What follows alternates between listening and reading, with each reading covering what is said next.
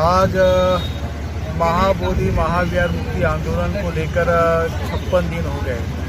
और 56 दिन की जब बात आती तो 56 इंच का सीना याद आता है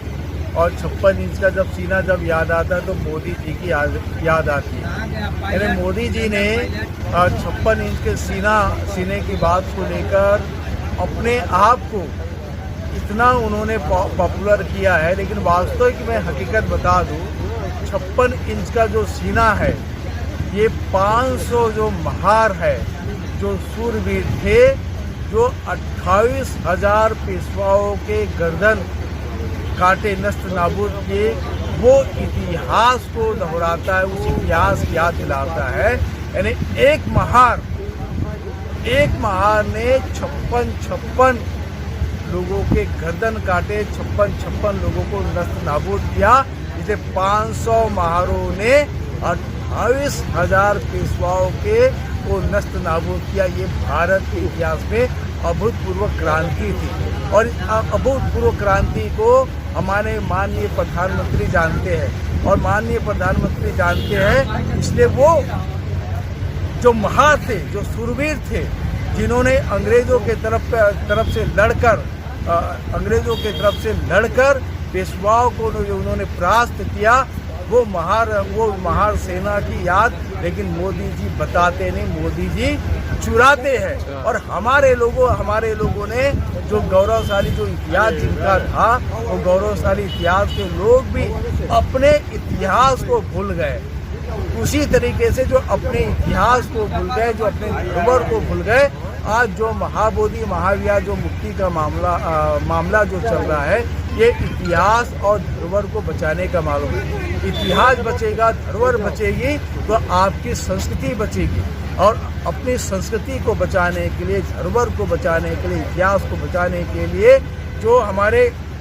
माननीय आकाश लामा जी ऑल इंडिया बुद्धिस्ट फोरम के सेक्रेटरी है, उनके नेतृत्व में, प्रज्ञाशील भंते जी के नेतृत्व में यहाँ भिक्खु संघ जो बैठे हैं और भिक्खु संघ के साथ में हजारों की संख्या में देश दुनिया से उपासक उपासिका यहाँ आ रहे। यहाँ तक कि ऑल इंडिया बुद्धिस्ट फोरम के माध्यम से,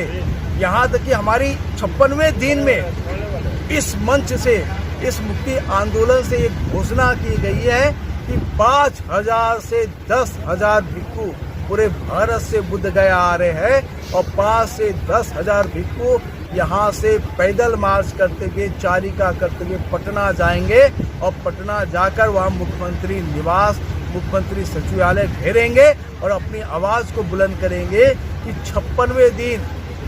जो हमारे राजाओं ने तलवार के बल पर जिन्होंने क्रांति की, वो